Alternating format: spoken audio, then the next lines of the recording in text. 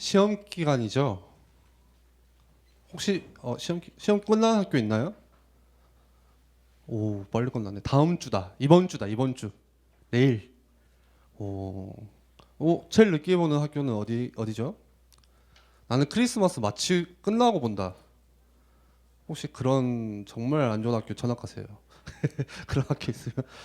예, 아마 오늘 이 아침이 뭐 아침에 일어나는 것도 피곤한데 이제 보니까 제가 뒤에서 보니까 이게 시험 기간이구나. 저도 이제 깜빡하고 있다가 딱 우리 선생님들도 대학생들도 시험 기간, 우리 중고등부도 시험 기간, 그래서 좀 많이 피곤하겠다. 네, 그런 생각들이 들었어요. 그래서 사실 이 아침에 피곤한 것은 너무 당연하고 이 아침에 말씀 듣는 것도, 말씀에 집중하는 것도 참 이게 어려워요. 이게 제가 생각하기로는 그냥 농담 삼아서, 농담입니다. 예. 뭐 예수님이 지금 오셔가지고 여기서 말씀을 하셔도 자지 않을까, 굉장히 집중하기 힘들지 않을까 하는 그런 시간대가 이 아침, 그리고 특히 시험 기간 그런 것 같습니다. 우리 그런데 이제 반대로 여러분들 뭐 이제 뭐 우리가 1시간 뭐 예배 드린 거, 중고등부 예배, 또 어떤 친구들은 이제 마치고 뭐 2부 예배 드리는 친구들도 있고 이제 뭐 집으로 가는 친구들도 있지만 저는 그렇게 생각해요. 이 아침에 여러분들이 1시간이라도 하나님께 집중할 수 있다면, 단 1시간이라도 조금만 여러분들이 하나님 말씀 앞에 조금만 귀를 기울여서 집중할 수 있다면 저는 여러분들의 인생이 달라질 거라고 확신을 해요. 정말이에요. 예. 이 1시간 집중이 어려워요, 쉬워요? 어려워요, 쉬워요? 어려울 수도 있고 쉬울 수도 있어요. 내 상태 따라서 어려울 수도 있고 쉬울 수도 있고. 근데 또 이게 신기한 거는 우리가 뭐 영화 보는 거 1시간 집중하는 거 어려워요, 쉬워요? 겨울왕국 2 보는 거 굉장히 쉽죠. 그거는 참 그런 아이러니가 있는 것 같아요. 어쨌든 여러분들이 좀 아침에 피곤하지만 좀 잠을 깨워주시고, 우리 선생님들은 은혜 받는 자리 나오셨죠. 예, 그렇지만 우리 선생님들만 은혜 받으시면 안 돼요. 예. 선생님들이 같이 우리 랩런트들 은혜 받을 수 있도록 우리 반에 같이 간다 딱 생각을 하고, 혹시 좀 졸는 친구 좀 이렇게 짚어주시고, 우리 위장로님 그 혈 잘 짚으시잖아요. 좀 배우세요 그런 거. 그래서 혈 한번 딱 짚어주시고 그리고 핸드폰, 특히 핸드폰, 제가 이제 매주 이야기를 할 것 같은데, 핸드폰 하는 친구들 있으면 우리 선생님들이 저 뭐 예를 들어서 저 친구는 등치가 커서 내가 말해도 안 들을 것 같아, 반항할 것 같아, 그래도 이야기를 해주세요. 그래도. 예. 왜 왕준이를 쳐다보니? 예, 왕준이 아주 귀여워요. 조금만 여러분들이 우리 선생님들이 도와주셔서 좀 핸드폰, 우리 친구들 핸드폰가 있으면은 그냥 이렇게 보지만 마시고 좀 이렇게 같이 덮어주시고 해서 좀 말씀에 집중하는 이 아침이면 좋겠습니다. 우리 12월 한 달 동안 점검에 대해서 말씀을 계속 나누고 있죠. 그래서 지난주는 우리 기도에 대한 점검, 그리고 처음에는 영적 상태, 그리고 오늘은 말씀에 대한 점검, 또 다음 주는 학업과 삶에 대한 점검들을 하면서 2019년을 좀 마무리를 하려고 합니다. 우리 말씀 한 장 같이 찾아볼까요? 히브리서 4장 12절에서 13절 말씀을 같이 봅시다. 우리 다 찾으셨으면 좋겠어요. 히브리서 4장 12절에서 13절 말씀. 그리고 우리 소리내서 다 같이 한번 읽어봤으면 좋겠어요. 다 찾았나요? 아직 안 꺼냈어요? 네, 조금만 더 기다려 줄게요. 히브리서 4장 12절에서 13절 말씀 다 찾았죠? 우리 같이 한 명도 빠짐없이 같이 읽어봅시다. 시작. 하나님의 말씀은 살아있고 활력이 있어 좌우의 날선 어떤 금보다도 예리하여 홍과 영과 및 관절과 골수를 찔러 쪼개기까지 하며 또 마음의 생각과 뜻을 판단하나니 지으신 것이 하나도 그 앞에 나타나지 않음이 없고 우리의 결산을 받으실 이 눈앞에 만물이 벌거벗은 것 같이 드러나느니라. 아멘. 아멘. 우리가 신앙생활을 하죠. 뭐 신앙생활이 뭘까요? 우리가 하나님을 만나고 하나님께 예배드리는 그런 사람들이겠죠. 그런데 신앙생활을 하면서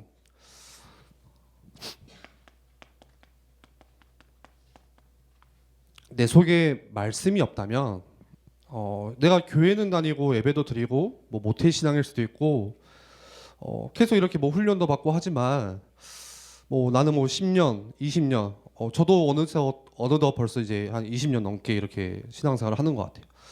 근데 그렇게 신앙생활을 하더라도 내 속에 말씀이 없다면 저는 그건 껍데기라고 생각을 해요. 껍데기. 껍데기다. 또 다른 말로 할 것 같으면 내 속에 말씀이 없다면은 정확하게 좀 우리가 짚고 넘어가야 될 게 어떻게 보면 믿는 주체도 없는 거예요. 예. 내가 뭔가 교회는 다니고 예배는 드리지만 내 안에 말씀이 없다면 한번 질문해 봐야 돼요. 나는 그러면 뭘 믿고 지금 뭘 하고 있지? 왜 교회에 오고 있지? 그런데요. 눈에 보이지 않는 악한 영 사단은 자꾸 뭘 우리에게서 뺏어가냐? 이 말씀을 빼앗아가요. 사단이 하는 일이에요. 눈에 보이지 않게 이 말씀만 뺏어가거든요. 그래서 마태복음 13장 말씀에도 그 씨 뿌리는 비유를 드시면서 제일 첫 번째로 이 씨앗을 뿌리는데 누가 와서 그걸 다 쪼아 먹죠? 길가에 뿌리니까 참새가 와가지고 그걸 다 가져간대요. 그거를 이제 나중에 설명을 하시면서 마귀가 그런다고 하거든요. 사단이 우리 마음에 하나님께서 말씀의 씨앗을 뿌려주지만 누가 그것을 다 빼앗아가냐? 사단이라는 존재가 그 말씀을 다 빼앗아간대요. 말씀이 내 안에 들어가지 못하도록 다 빼앗아간대요.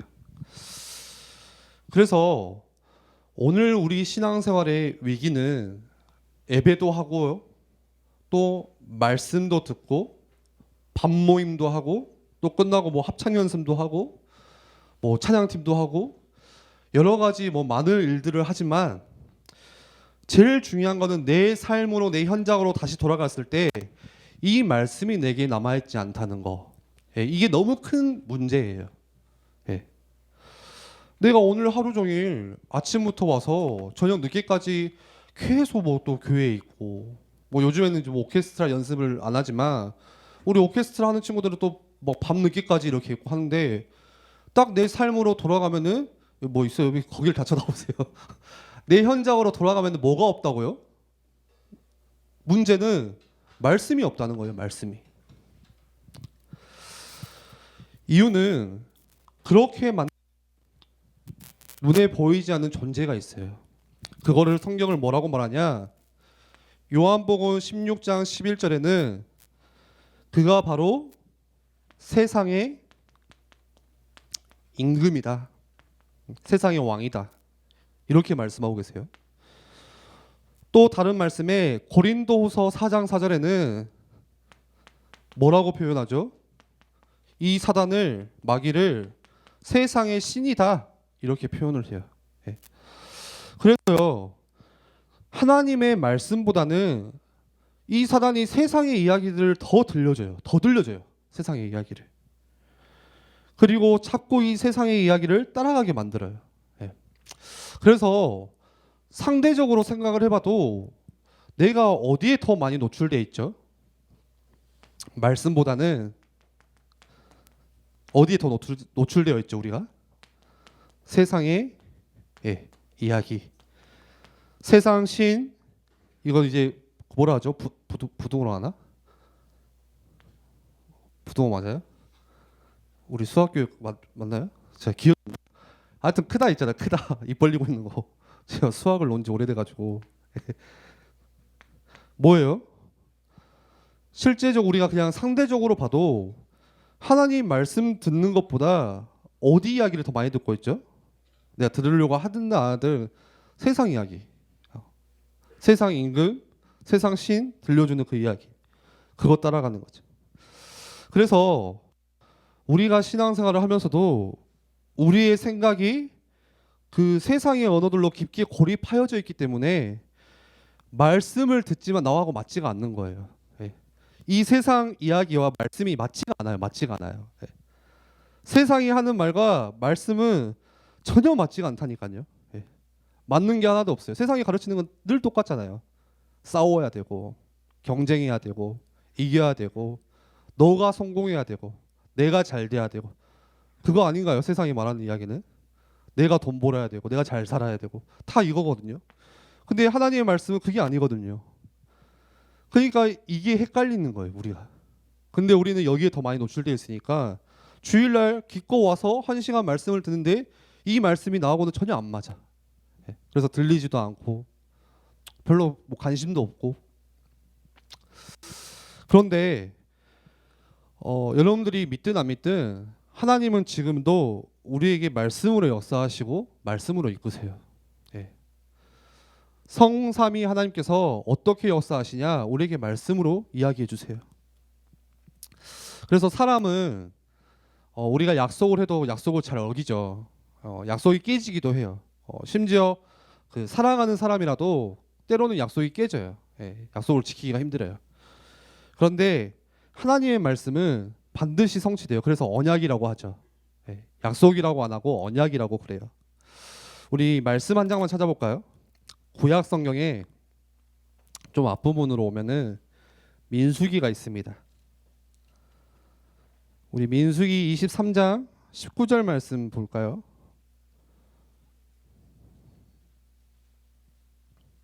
민이라고 적혀 있는 민수기에서 23장 19절.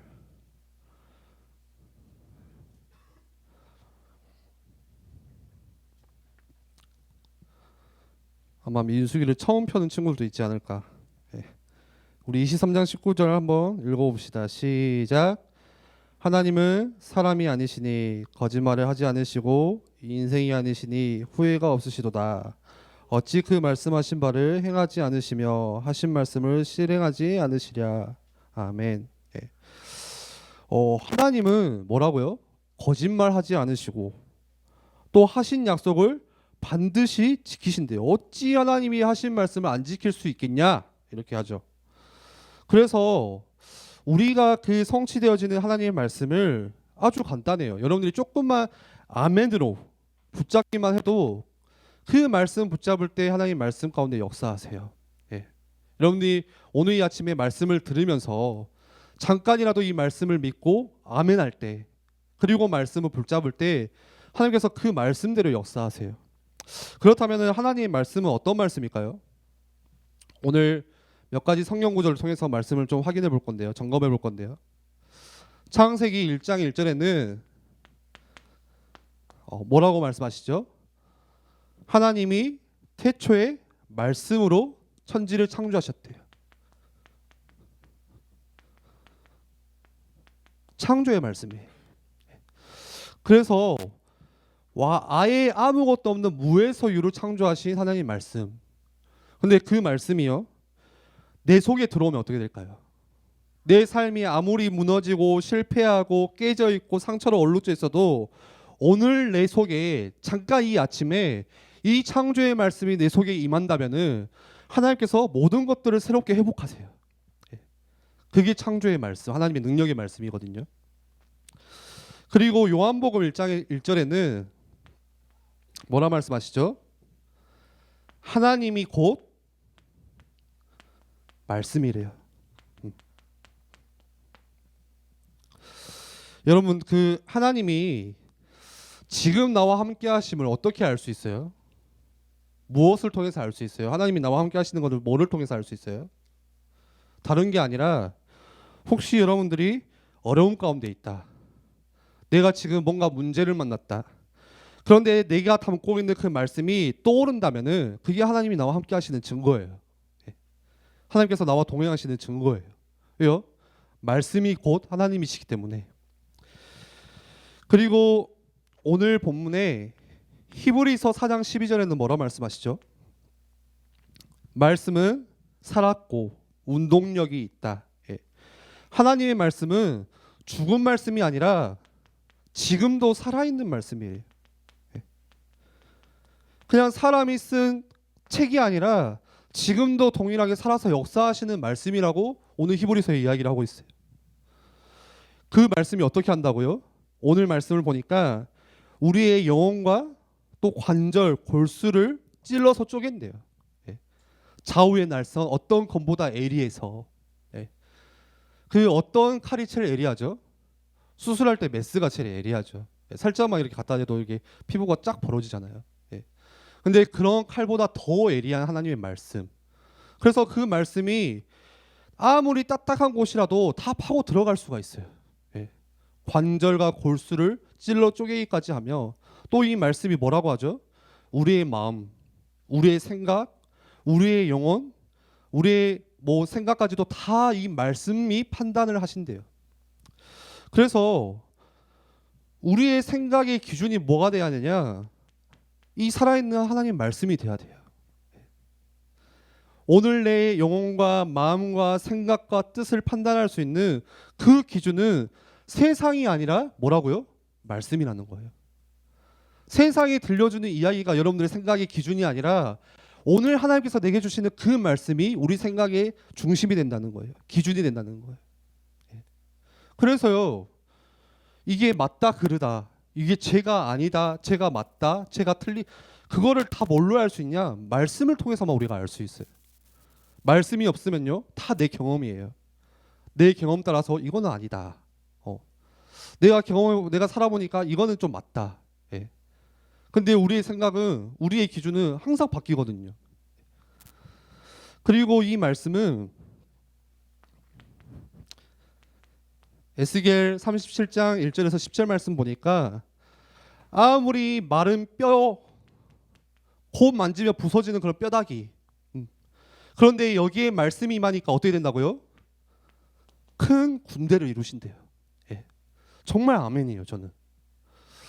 아무리 황폐한 곳이라도, 아무리 죽어가는 곳이라도 이 하나의 살아있는 하나님의 말씀이 들어가면은 살아나요. 말씀이 임하면 살아나요. 여러분들, 그래서 세상을 보면서 여러분들 학교를 갔을 때, 때로는 친구를 만났을 때, 우리 선생님들을 뭐 직장 동료를 만났을 때, 아, 저 친구를 어떻게 이 복음 전할 수 있을까? 전도할 수 있을까? 과연 저 친구가 살아날까? 내가 있는 이 학교, 우리 맨날 뭐 학교 보고만 뭐 세계 보고만 하는데 내가 있는 지금 그곳에 있는 세상이 정말 살아날 수 있을까? 예, 말씀이 들어가면요. 예. 세상을 살릴 수 있는 거는 오직 말씀밖에 없어요. 그래서 동일하게 에스겔 47장에서는 뭐라 말씀하시죠? 성전에서 흘러나오는 물, 예. 성전 그 문에서 흘러나오는 물이 다 흘러 들어가니까 어떻게 되죠? 마른 땅에 들어가 그 땅이 살아나기 시작하고, 어떤 일이 일어나냐? 마른 나무의 잎사귀가 나중에 약재료로 쓰일 만큼 다 회복되어지는 역사. 예, 맞아요. 말씀이 들어가면. 여러분들, 단순히 현장이 아니라 오늘 우리의 영혼도 마찬가지예요. 혹시 내 마음이, 내 영혼이 황폐해요. 너무 말라 있어요. 황폐하다는 게 뭔지 알죠? 그냥 말라가지고 쫙쫙 벌어져 있고 뭐 씨앗을 심어도 절대 심겨지지 않는 그런 땅을 황폐한 땅 하잖아요. 예. 내 오늘 마음이 황폐한 땅이에요. 내 오늘 마음이 마른 뼈다귀예요. 그런데 그런 영혼 가운데 말씀이 들어가면요, 큰 군대로 일어난대요. 저는요, 그 여러분들 생각하면서 기도할 때 주로 이제 제일 집중해서 기도하는 게, 저도 이제 잘 안 되니까 금요 기도회 때 제일 기도를 이렇게 좀 집중해서 하는 것 같아요. 뭐 오늘 새벽 기도 때도 마찬가지고. 그런데 항상 이 이미지를 떠올리면서 여러분들을 떠올려요. 예. 때로는 좀 죄송한 이야기지만 처음에는, 지금은 좀 저도 이제 덤덤해진 것 같아요. 이게 좋은 건지 안 좋은 건지 모르지만 처음에는 중고등부 생각하면 이거밖에 생각이 안 나는 거예요. 하나님, 저 마른 뼈다귀, 저 마른, 예, 살쪄 있지만 저 마른 뼈, 예, 육신이 아니라 그냥 마르고 뭐 짰다가 아니라 그냥 우리의 영혼이 마치 마른 뼈다귀. 예, 감사합니다. 마치 우리의 영혼이 황폐한 땅. 그래서 시편에 고백하기를 내 영혼이 진토에 붙어 싸우니. 예, 그 말씀이 자꾸 떠올라요. 내 영혼이 진토에, 땅에 붙어버렸대요. 아예 이렇게 말라가지고. 그런데요, 하나님, 오늘 이 말씀이 우리 랩런트들에게 한 번이라도 임한다면, 정말 기도해요. 우리 랩런트들의 그 인생 가운데 청소년 시기에 단 한 번이라도 이 말씀이 들어가기만 하면은 하나님, 어떻게 될까요? 정말 이들이 큰 군대로 일어나지 않을까요? 네. 세상을 능히 살리고도 남은 큰 용사로 일어나지 않을까요, 하나님? 그런 간절한 마음이 너무나도 많아요. 정말 여러분들 하나님 말씀이 들어가면 살아나요. 내 가정이요, 절대 하나님을 믿지 않을 것 같은 저 부모님에게도요, 말씀이 들어가면, 세상 그 어느 것도 아니라 말씀이 들어가면 살아나요. 그러면서 이사야 40장 8절에는 뭐라고, 이 말씀이 어떤 말씀이죠? 풀은 마르고 꽃은 시드나 이 말씀은 절대 변하지 않고 영원히 서리라. 영영이 서리라. 세상에 그 어느 것도 변하지만 이 하나님의 말씀은 1.1핵도 변하지 않는 영원한 하나님의 말씀. 그래서 여러분들이 잘 아는 렘넌트 중에 뭐 다윗, 요셉 많지만 그때만 하나님이 그게 그 렘넌트에게만 주신 말씀이 아니라 똑같이 오늘 우리에게 주시는 그 말씀이에요. 영원한 말씀. 동일하게 오늘 우리에게 역사하시는 그 말씀. 그래서 이 말씀이, 이러한 말씀들이 결국에 하나님께서 우리에게 주시고자 하는 메시지가 뭐죠? 다른 게 아니에요. 뭐죠? 이거거든요. 복음 뭐예요? 복된 소식, 기쁜 소식. 뭐가 기쁜 소식이에요? 저주와 재앙에서 건져낼 수 있는 그 기쁜 소식, 예수 그리스도. 아침에 여기 올라오니까 윤영부 랩런트들이 성가대에서 기쁘다 구주 오셨네 그러더라고요. 기쁜 소식, 복된 소식, 우리를 살려낼 수 있는 그 소식, 예수 그리스도의 복음. 결국에 이 말씀을 통해서 결국에 하나님께서 우리에게 주시는 메시지가 뭐냐? 이거거든요. 복음, 예수 그리스도. 우리가 다시 살 수 있는 길을 이 복음을 말씀을 통해서 우리에게 주셨어요. 하나님을 떠나서 저주와 재앙과 운명과 사주팔자, 사단이 만들어 놓은 12가지 함정, 12가지가 뭐예요? 그거는 선생님들한테 물어보세요.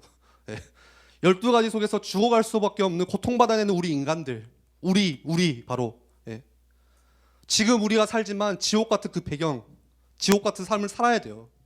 죽어서는 진짜 영원한 지옥에 가야 돼요. 근데 거기서 건져낼 수 있는, 거기서 살릴 수 있는 하나님의 말씀 우리에게 주셨어요. 그게 뭐예요? 복음, 예수 그리스도. 결국에 하나님께서 이 말씀을 통해서 우리에게 늘 또 이 강단 말씀을 통해서 우리에게 주시는 건 뭐냐? 결국에 이거예요. 복음밖에 없어요. 우리가 살 수 있는 길은 다른 어떤 것도 없어요. 그래서 늘 메시지 가운데 이 복음. 여러분들 안다고 생각하세요? 알면 끝나요? 어떤 랩런트가 저 다 아는데요. 그럴 것 같으면 졸업해야지. 수료증 받고 가야지. 복음은 그런 게 아니에요. 뭔가 내가 공식으로 암기해서 하는 게 아니라 늘 새로운 복음. 그래서 바울은 고백해요. 이 복음 안에 있는 깊이와 넓이 측량할 수가 없대요. 늘 날마다 새롭대요. 풍성하대요, 나에게. 이 복음이 우리를 살리고 세상을 살리고 우리 다음 세대를 살릴 수 있는 게 바로 예수 그리스도의 복음밖에 없어요. 그래서 더 이상 우리가 고통받지 않도록, 문제에 잡히지 않도록 살 수 있는 길을 하나님께서 말씀으로 우리에게 가르치세요. 예전에 이번에 마르투스 때 박성준 전도사님이 간증을 했죠. 그게 많이 생각이 나요. 그 힘든 시기에, 어려운 시기에 어느 날 갑자기 그 로마서 5장 8절 말씀이 우리가 아직 죄인 되었을 때 그리스도께서 우리를 위하여 죽으심으로 하나님께서 우리에 대한 자기의 사랑을 확증하셨다. 이 말씀이 내 안에 갑자기 확 들어왔대요. 제가 이제 박성준 선생님 편하니까 늘 이렇게 뭐 애화를 들 사람이 없으니까 제 와이프는 절대 애화를 들면 안 되고 가정의 평화를 위해서 그래서 제가 그나마 이제 애화를 드는 게 박성준 전도사님인데 죄송하지만 제가 이런 말하면 좀 그렇지만 박성준 전도사님 중고등부의 모습을 알거든요. 깜짝 놀랐어. 막 애들을 때리고 다니고 막 애들을 막 후배를 막 때리고 얌전하지만 안 그래요. 다락방 한다고 애들 불러놓고 본인이 책 까불고 다락방 방해하고 고등학교 때까지 절대 하나님 안 믿고 맨날 거울 앞에서 1시간 동안 거울을 보다가 그 머리가 그 머리인데 그 머리를 또 보고 그래서 저랑 배 목사님이 그 이야기예요. 그 본당 입구에 들어가면 큰 거울 있잖아요. 사무실 앞에. 이거는 우리가 지정해서 박성준 전도사님 거울이야. 거기서 30분 동안 이러고 있어요. 저는 그럴 거면 머리를 밀던가. 머리가 제가 보는데 똑같은 머리인데 그 정도로 한 번은 제가 죄송합니다. 한 번 더 할게요. 로이 찬양팀 인도를 했는데 옛날에 제가 대학생 때 인도를 잠깐 했어요. 우리 은총 선생님처럼 이제 방학 때 와서 박성훈 선생님이 이제 싱어였거든요. 고등학교 때. 근데 제가 이게 조금 이 기분 안 좋은 소리를 한 거예요. 좀 이렇게 똑바로 해라 연습하는데 그럴 수도 있잖아요. 인도자니까. 그거에 삐져가지고 그냥 가버리더라고. 다음 날까지 연락도 없고. 예. 근데 그날 다음 날 저녁에 저한테 살짝 울면서 전도사님 죄송해요 뭐 이렇게 그랬던 분인데 정말 저는 근데 맞다고 생각해요. 어느 날 말씀이 딱 들어가니까 바뀐 인생.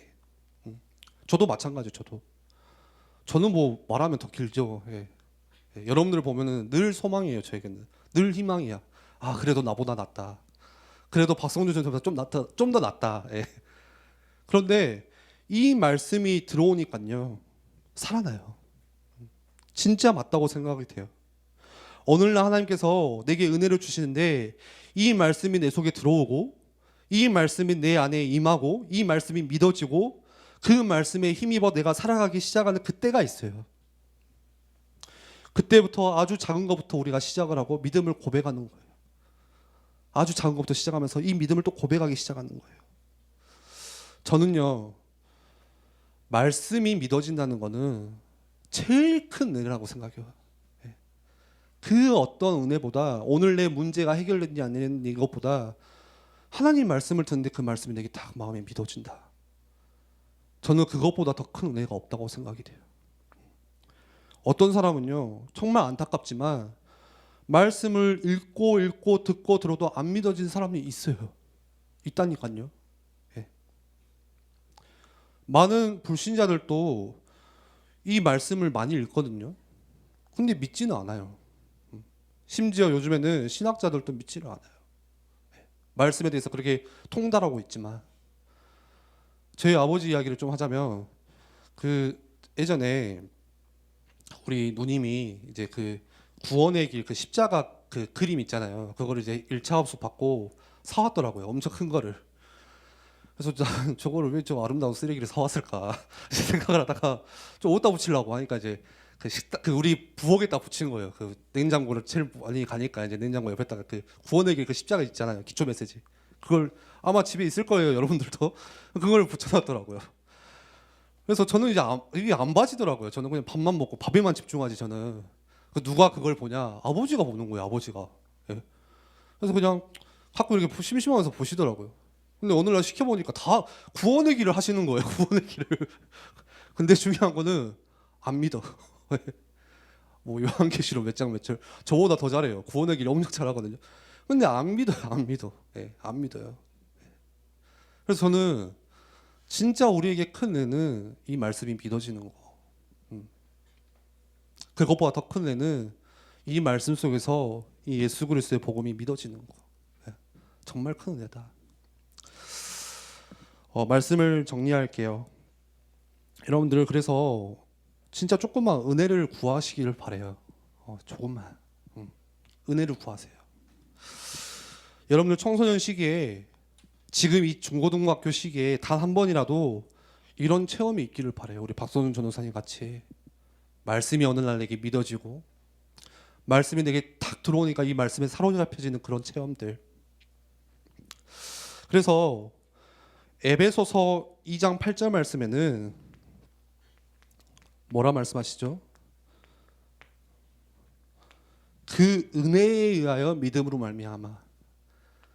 믿음이 어디서 난다고 말하냐면 하나님께서 은혜 주셔야 믿음이 생긴다고 말을 해요. 네.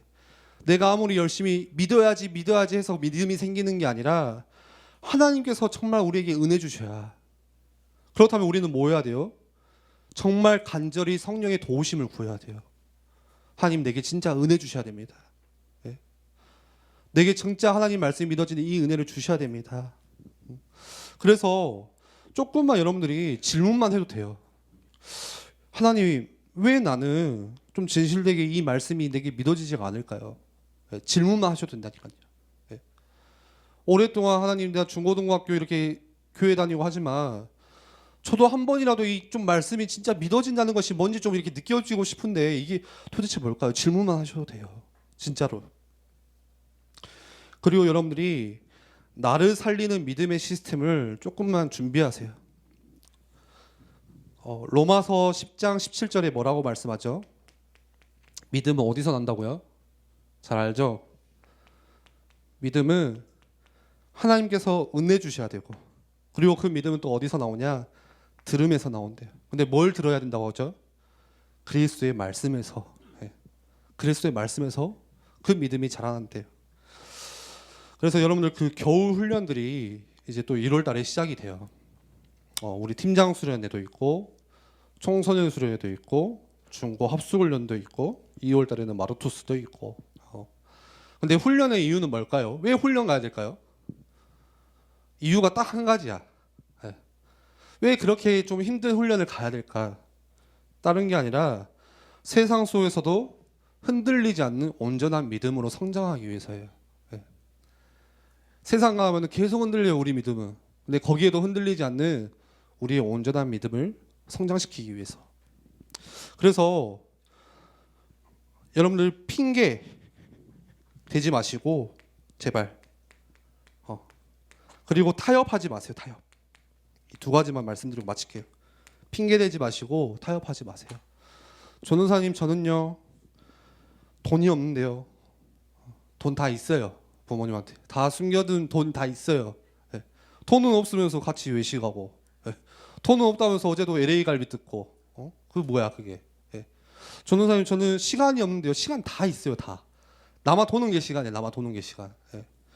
전도사님, 저는 학년이 올라가서 학원 공부를 더 해야 되는데요.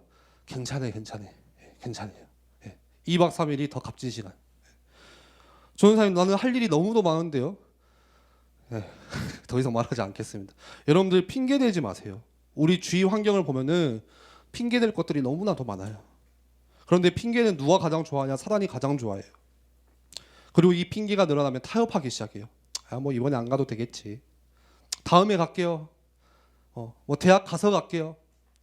뭐 청년 되면 갈게요. 결혼해서 갈게요. 애 낳으면 갈게요. 죽기 전에 한번 갈게요.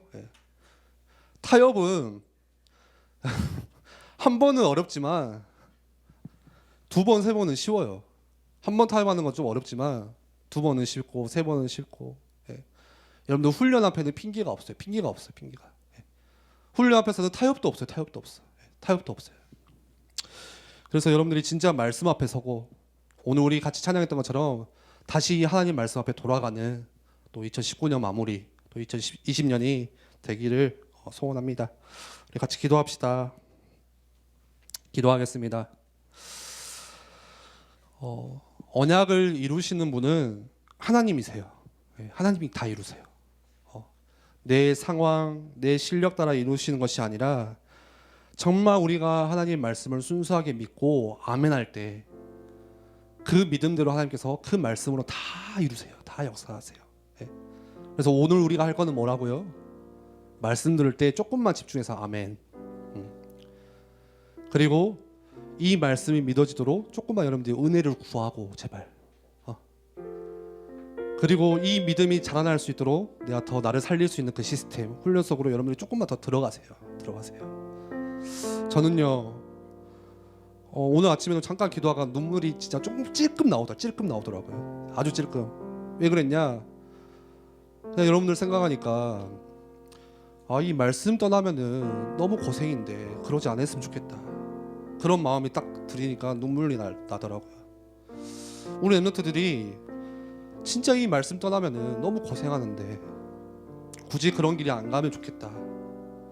이 말씀 안에 다 들어와서 같이 가고 싶다. 한 명도 빠짐없이.